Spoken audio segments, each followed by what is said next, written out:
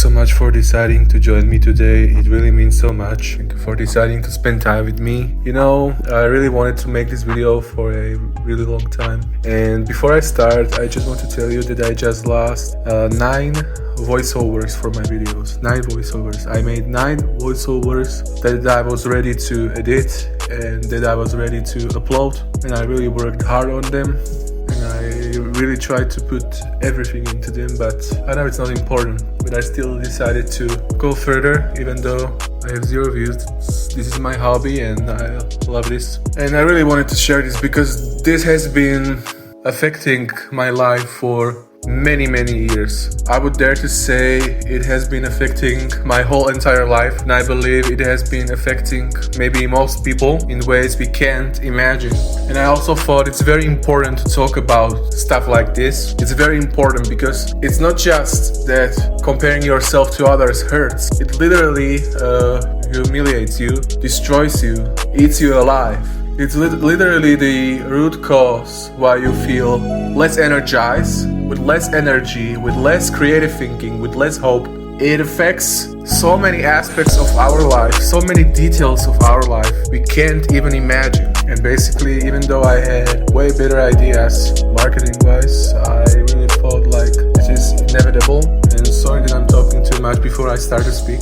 I just really wanted to tell you about this. So, comparing yourself to others isn't harmless, how we already said. It doesn't only hurt, it slowly kills your confidence, your peace, and your belief that you're enough. And the worst part, you don't even notice it happening. You scroll, you watch, you listen, and suddenly you feel smaller. Like everybody is moving faster than you, living better than you, achieving more than you. It almost feels like they somehow put this invisible sword through your metaphorical chest or torso. It really feels like it really hurts. It feels humiliating. Like you don't even feel yourself. You don't even feel like you have your own value. It feels so hopeless, so dark. But here's the truth nobody tells you. You're comparing your behind the scenes to someone else's highlight reel. And you might say, but listen, how could you know that? How could anybody be so sure about that? But you're comparing your doubts to their performance. Comparison isn't about them. It's about the story you tell yourself, the story that says, I should be further. I'm not good enough. I don't look good enough. I'm losing. But you're not losing. You're just distracted. You're looking sideways instead of forward. You stop comparing yourself when you start seeing yourself again. When you realize your life has its own timeline, your own pace, your own battles, your own wins. Someone else's success doesn't threaten yours. It doesn't erase your path. It doesn't make you less. Here's what you do. You unfollow the voices that drain you. You focus on the next tiny step you can take. You celebrate the progress nobody sees. And you remind yourself every single day that life isn't a race and you're not behind. Comparing to others really hurts, but seeing who you really are, that heals. That strengthens. That frees you. Your life is not theirs, and thank God for that. Because your story was never meant to be a copy. It was meant to be yours, And you might say, but listen to me, I don't think this can really help, it's nice to hear some advice. Any advice is always nice, but I don't really feel like it helps. So I searched for psychologically proven ways by real professionals. Psychologically proven ways to stop comparing. That should be raw plus effective. Number 1 says interrupt the comparison before it spirals. Your brain compares automatically. The skill is catching it and breaking the loop early. Cognitive interruption. When your brain starts comparing, don't argue with it, interrupt it. Say, stop, not my path. This tiny interruption stops the whole storm before it begins. Number 2 says replace the comparison with self-reference. Why it works? Studies show self-comparison, you versus your past self, builds confidence instead of destroying it. Don't ask, why am I not like them? Ask, am I better than I used to be? That's the only fair comparison and the only one that makes you stronger. Limit exposure to triggers. If social comparison is a wound, doom scrolling is salt.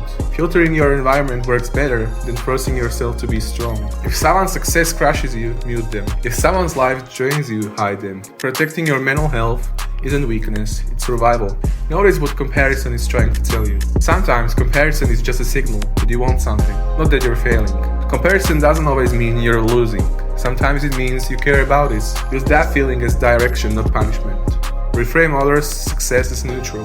Your brain interprets other people's success as a threat only when you subconsciously feel unsafe. Another person winning isn't your loss. Your brain just thinks it is, but life isn't a ladder. There's room for everyone. Build an internal identity, not an external one. Identity rooted in values is comparison resistant. Identity rooted in appearance, status, or numbers is comparison addictive. Ask yourself, who am I when nobody is watching? If that version of you is solid, nobody outside can shake you. Change the comparison question, light words. Your brain is always asking a question. You can't stop it, but you can't change the question. Instead of, why are they ahead of me? Ask, what can I learn from them without hurting myself? Same situation, different outcome, zero pain. Comparing yourself to others doesn't just hurt. It rewrites your entire sense of worth. But the good news, can't stop it, and it's not magic, it's skill. The first skill is interruption. When you feel that comparison rising, don't let it snowball. Say, stop, not my path. And these tips online sound good, but they low-key sound shallow. But I still decided to share them with you today. Because what if, you never know. But personally, what helps me is my philosophical path, because I believe in Taoism, and it says that if you stop forcing life, then life will naturally bring you stuff you want. And it's really complicated, but it really helped me so much in my life, my mental health, and especially comparing yourself to others, because you need to realize that many things are simply out of your control. And maybe because they look better, it is out of your control, or I don't know, many things are out of your control. And we need to, when you imagine everything is written, it's a huge paradox. I talked about it many times, but subconsciously we decide better, we give ourselves better goals, because we believe everything is written, so we don't feel that resistance towards it. And believing everything is written not only makes you paradoxically more ambitious and more productive in stuff you actually need to be productive or want to be, whatever. It can also make you help in this, because I really realize my value is endless. My value is not because how I look or what is outside of me. My value is who I am, and that's my value. My value is how I treat others. My value is if I'm a good human being, if I am morally a good human, and I realized that if I come to acceptance with it, it doesn't mean, accepting the thing. It doesn't mean it will run away from you or it will destroy you. It's a huge paradox, but it really helps in my life. It helps my life so much. When I started believing in this, I started recording again on this channel after a year, because I didn't want to. I thought I'm blocked. I thought I'm cursed. I thought, there's a spiritual curse. It's not allowing me to gain views. But I decided to work on this channel because I believe everything is written, and you learn from your mistakes better.